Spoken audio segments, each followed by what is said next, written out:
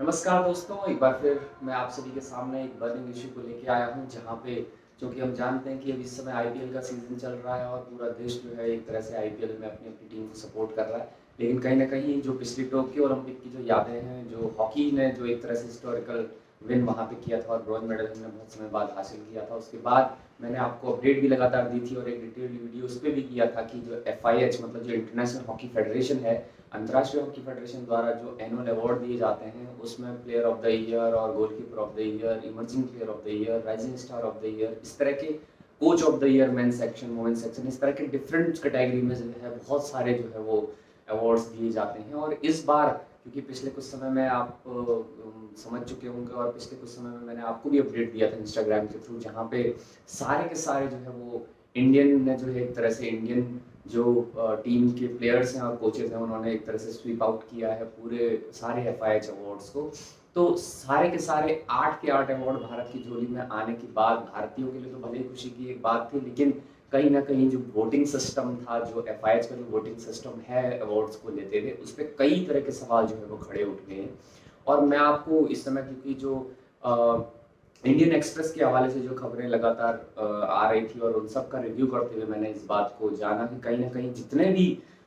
देश हैं, जितने भी हॉकी खेलने वाले जो कंट्रीज़ हैं, टोटल 180 के अराउंड जो है वो मेंबर एसोसिएशन एफआईएच में रजिस्टर्ड है और उनमें से मुझे लगता है 70-80 कंट्रीज़ ने जो है इस अवार्ड में हिस्सा लिया था। उनके भी किस तरह का प्रोसीजर उनका रहता है, उसको भी हम थोड़ा-सा समझने की कोशिश करेंगे। वहीं क्योंकि भारत ने सभी क्योंकि मैं एक बार दोहरा दूँ, क्योंकि कोच अगर मेन सेक्शन की बात करें तो ग्राहम रीड ने वहाँ पे इस अवार्ड को जीता। उसके अलावा सिजर्न मराइन जो कि डच कोच हैं और भारत महिला टीम को चौथे प्लेस पे लेके आए थे, बहुत अच्छा उनका भी परफॉर्मेंस रहा था। उनको भी जो है इस बार का coach of the year in women section दिया गया।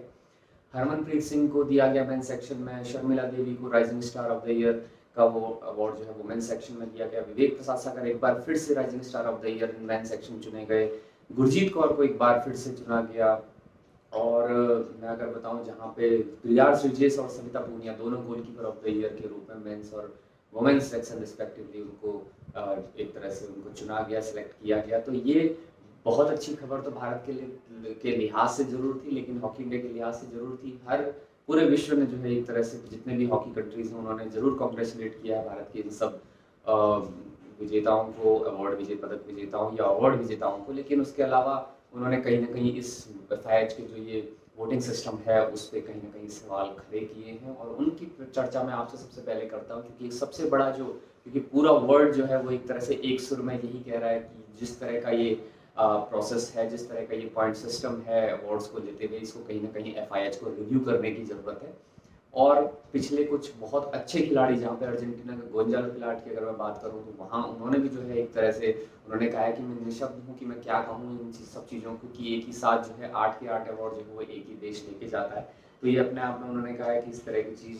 थोड़ा सा एम्बेरसिंग है और थोड़ा सा सवाल जरूर खड़े करते हैं एफआईएच के। और उन्होंने क्रिटिसाइज भी किया है, इस चीज़ की आलोचना हर एक ने की है, जहाँ पे एफआईएच का जो पॉइंट सिस्टम है, अवार्ड सिस्टम है, वहाँ पे उसको एक तरह से उस पर रिस्पॉन्ड किया है, उसको टारगेट किया है। मैं बताऊं जहाँ पे बेल्जियम मेंस और नीदरलैंड की वुमेन टीम जो कि गोल्ड मेडल इस बार जीती थी टोक्यो ओलंपिक्स में, उनका एक भी खिलाड़ी न चुना जाना, ये सबको शॉकिंग लग रहा है। उसके साथ ही साथ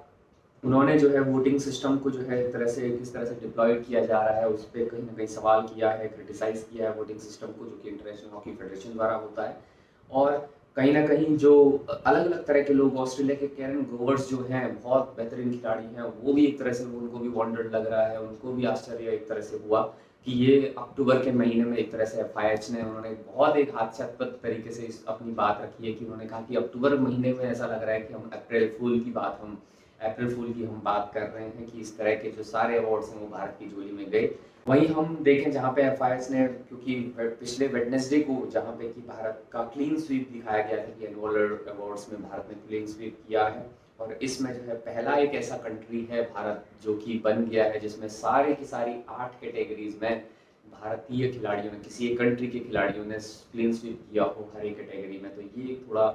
कहीं ना कहीं सवाल जरूर उठाते हैं। हम भारतीय जरूर खुश होते हैं, लेकिन मेरी समझ से मुझे लगता है कि ये थोड़ा सा इस पॉइंट सिस्टम को, क्योंकि वहाँ पे फैन बेस देखा जाता है, 25% जो वोट्स हैं वो फैंस और मीडिया की, कंट्री के मीडिया को दिया जाता है। उसके अलावा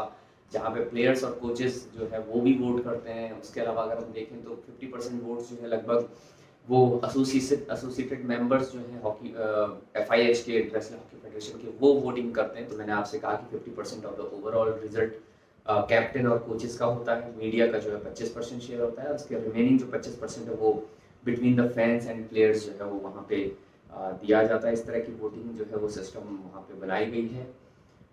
उसके अलावा मैं जैसे आपको बताया कि जहाँ पे बेस्ट कोच कैटेगरी में बेल्जियम के शेन मैकलॉयड और नीदरलैंड के एलिसन एलन भी जो है गॉट लार्जर, जहाँ पे उन्होंने बहुत लार्जर शेयर में जो है वोट अपने नाम किए थे, जहाँ पे नेशनल एसोसिएशन में उनको बढ़त जरूर हासिल हुई थी, लेकिन कहीं ना कहीं वे ओवरऑल काउंटिंग में जब मीडिया और फैंस वोट में आते हैं तो कहीं ना कहीं वो वहाँ पे हार गए भारतीय कोचेस के साथ। तो वो भी एक बड़ी बात थी। एक और बात मैं आपसे अगर जिक्र करूँ तो वहाँ पे इंडियन एक्सप्रेस के ने ये भी एक तरह से प्रिंट किया है कि जहाँ पे अलेक्जेंडर हेंड्रिक्स की हम बात करते हैं, बहुत बेहतरीन खिलाड़ी हैं। उन्होंने जो है 14 गोल्स जो है स्कोर किए थे टोक्यो ओलंपिक्स में, जहाँ पे उन्होंने हैट्रिक भी इंडिया के अगेंस्ट सेमीफाइनल में जो है किया था, और पेनल्टी में जो है वो एक तरह से टाई ब्रेकर जो ऑस्ट्रेलिया के साथ उन्होंने फाइनल में था उसमें भी उन्होंने स्कोर किया था। तो एक तरह से उन्होंने कहा है कि इतने बड़े खिलाड़ी को आप कैसे नजरअंदाज कर सकते हो प्लेयर ऑफ द ईयर या FIH एनुअल अवार्ड से। तो सबसे बड़ा सवाल ये हमेशा तभी उठता है जब आप सारे के सारे, क्योंकि 8 अवार्ड्स में अगर सिर्फ भारतीय आ गए हैं तो इसका मतलब पूरे वर्ल्ड वाइड जो है वो ऐसा तो नहीं है कि हम बहुत अलग और बहुत अलग तरीके की हमने हॉकी खेली इस तरह से। तो थोड़ा सवाल या निशान जरूर यहाँ पे लगने ही चाहिए थे, और लग गए भी, और पूरा विश्व जो है इस वोटिंग प्रोसेस के खिलाफ जो है वो नजर आ रहा है। अब जो एक अनाउंसमेंट जो है वो बेल्जियम हॉकी की भी तरफ से भी आया था, जैसे ये एनुअल अवार्ड घोषित किए, उन्होंने कहा है कि जो एक तरह से उन्होंने कहा है कि एक वॉइस में क्रिटिसाइज तो सभी कर रहे हैं, लेकिन हॉकी बेल्जियम ने भी यही सोशल मीडिया प्लेटफॉर्म में कहा है कि very disappointed with the outcome of the awards. जैसे अवार्ड्स की बात आई उन्होंने कहा है कि बहुत डिसअपॉइंटेड हैं। साथ ही साथ उन्होंने कहा है कि एक गोल्ड विनिंग जो टीम है जिसमें मेडल विनर्स की भरमार है, वहाँ पे जो है उनको नॉमिनी के तौर पर रखा भी गया था। मल्टीपल नॉमिनी उनकी कंट्री से, बेल्जियम की टीम से थे, लेकिन उसके बावजूद भी एक सिंगल अवार्ड भी उनको नहीं दिया गया। तो कहीं ना कहीं उन्होंने कहा है कि वोटिंग सिस्टम को फेलियर जो है वो एक तरह से दिखाता है, दर्शाता है। और उन्होंने कहा है कि आगे जो है FIH को हम इंश्योर जरूर करेंगे कि एक फेयर सिस्टम जो है जरूर बनाया जाए उसके साथ इन फ्यूचर के लिए। और साथ ही साथ उन्होंने कहा है कि जो एक उन्होंने कहा है कि ये जो FIH एनुअल अवार्ड है इसको, जैसे मैंने कहा कि public choice of the year जो है वो कहा जाना चाहिए। तो ये उनकी तरफ से एक बड़ी प्रतिक्रिया आई है बेल्जियम हॉकी की तरफ से। और कहीं ना कहीं कई ऐसे इंटरनेशनल प्लेयर हैं जिन्होंने इंडियन प्लेयर्स को अंडरलाइन करते हुए और कोचेस को अंडरलाइन करते हुए उन्होंने कहा है कि इंडियन प्लेयर्स और कोचेस को ब्लेम नहीं किया जाना चाहिए, उनकी गलती नहीं है। लेकिन कहीं ना कहीं उन्होंने कहा है कि क्योंकि बहुत समय से जो है प्रोग्रेस एक तरह से इंडियन हॉकी ने की है, वो एक तरह से डिजर्व करते जरूर हैं, लेकिन कहीं ना कहीं जब वोटिंग सिस्टम की बात आती है तो उसको फेयर नहीं कहा जा सकता। सारे अवार्ड्स एक टीम के साथ, एक कंट्री के साथ जाना, ये भी एक तरह से कहीं ना कहीं नाइंसाफी होती है अदर कंट्रीज के साथ। तो ये एक बात जरूर निकल के आती है। तो आगे जो है, क्योंकि हॉकी इंडिया की तरफ से अभी तक कोई प्रतिक्रिया किसी तरह की नहीं आई है इस चीज़ को लेके, उन्होंने हॉकी इंडिया ने इसके बाद जो है FIH एनुअल अवार्ड्स के बाद किसी भी तरह की प्रतिक्रिया अभी नहीं दी है फिलहाल। हो सकता है आने वाले समय में वो कुछ कहें और तब शायद थोड़ी सी तस्वीर और साफ हो। और FIH ने अब डिफेंड करते हुए, इतनी सारी चीज़ें निकल के आई तो FIH ने वहाँ पे डिफेंड करते हुए कहा है कि ये प्रोसेस जो है विनर्स को चुनने की, ये कहीं ना कहीं उन्होंने कहा है कि सेम रही है पिछले टाइम से, पहले से भी जो 2 से 3 वोटिंग हुई हैं। तो पर पहली बार ऐसा हुआ है कि भारत की ही जो है वो, और पहला कंट्री ऐसा भारत है जो कि 8 के 8 अवार्ड एक साथ लेके गया है, जबकि पिछले 2-3 साल से लगातार वोटिंग प्रोसेस की जो वोटिंग सिस्टम है वो इसी तरह का है। तो वहाँ से जो है उन्होंने अपने आप को थोड़ा सा डिफेंड किया है, और उन्होंने कहा है कि अब आने वाले समय में थोड़ा सा एडजस्टमेंट या थोड़ा सा मेंबर्स जो जितने भी एसोसिएशन मेंबर्स हैं उनको लेते हुए एक फेयर और प्रोसेस को रिव्यू करने की ज़रूरत उन्होंने कहा है कि बेसिकली हम इस प्रोसेस को रिव्यू करेंगे। तो ये एक बड़ी चीज़ अभी निकल के आई। और मैं क्योंकि लगातार जो है भारतीय हॉकी के लिए अच्छी खबरें जरूर थी, लेकिन कहीं ना कहीं FIH अवार्ड में एक तरफा भारतीय खिलाड़ियों का विजेता होना पूरे साल की हॉकी को देखते हुए, पूरे साल के प्रदर्शन को देखते हुए थोड़ा सा आश्चर्यजनक हर किसी के लिए था। और यही चीज़ मुझे लगता है हॉकी इंडिया को अब इस पे वैसे कोई प्रतिक्रिया तो क्या कोई दे सकता है, भारतीय खिलाड़ी की तरफ से भी किसी तरह की प्रतिक्रिया नहीं हो सकती, लेकिन हाँ FIH को जरूर इसको रिव्यू करना चाहिए। और कहीं ना कहीं जो वोटिंग सिस्टम है या सिलेक्शन सिस्टम है उसको कहीं ना कहीं थोड़ा पैनलिस्ट के द्वारा या पैनलिस्ट के थ्रू या कुछ और सिस्टम को यहाँ पे लेके आना चाहिए, उसके बारे में हम आगे आपसे चर्चा करेंगे। और उम्मीद है कि आगे जो है आप हम हमारे साथ इसी तरह से बने रहेंगे। आपको हमारे सेगमेंट्स जो है अलग अलग तरह के पसंद आते होंगे। आगे आने वाले वीडियोज़ के लिए अगर आप नोटिफिकेशन चाहते हैं तो बेल आइकन को प्रेस करना ना भूलें। इसी तरह हम आपके साथ जुड़ते रहेंगे। बहुत बहुत धन्यवाद, शुक्रिया।